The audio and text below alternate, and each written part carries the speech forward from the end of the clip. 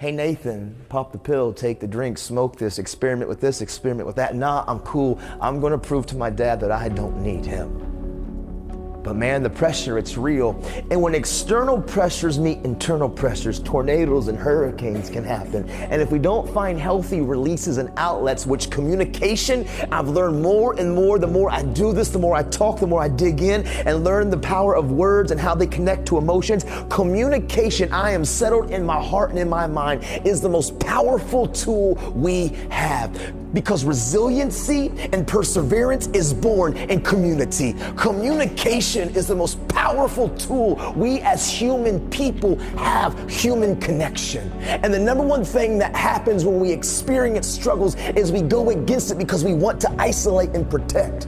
And we find ourselves in this vicious push and pull and push and pull. I want to belong, but I don't trust you. I want to feel like I matter, but I feel abandoned. I want to feel like I'm important, but I don't have the tools to speak up and to communicate because what will you think about me? Nathan, I get it. I'm supposed to talk about it. I need to talk about it. I should talk about it, but I don't know what you'll do with what I talk to you about. So I don't talk to anybody about anything.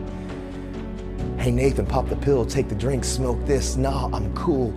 But eventually, the pressure from the outside and the pressure from the inside, and I got to a place in high school where I compromised myself. I popped the pill, I took the drink at the party, and it seems so innocent, it seems so harmless. What I'm saying is this, for some of us who suppress our hurts and our pains and our struggles, when that internal pressure finds these external pressures and I compromise and I popped the pill and I took the drink and I smoked, man, I did it because I wanted to fit in, but then it became the mask and it began to numb and to make those things get faded and twisted. It sure made the internal stuff go away.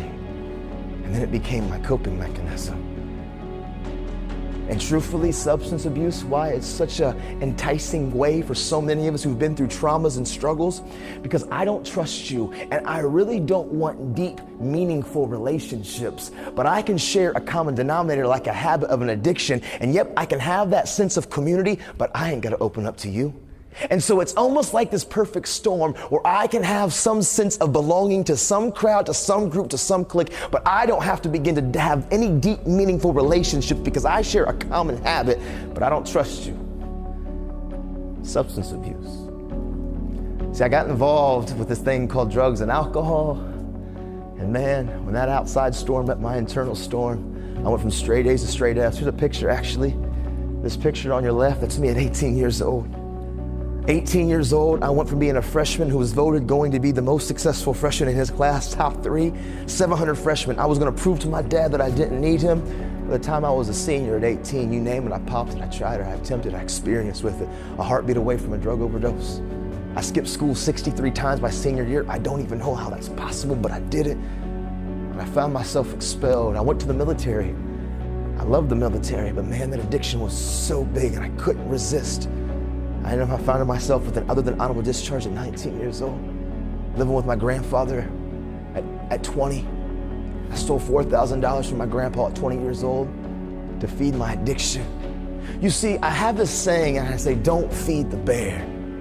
Because truthfully, when I first began to compromise and to get involved with drugs and alcohol, it seems so innocent. Addiction seems so harmless. Everybody else is doing it. What's the big deal? And now you can kind of have some self-control at the beginning, but it's like bear cubs. Bear cubs, man, they're cute and they're cuddly. They seem so innocent.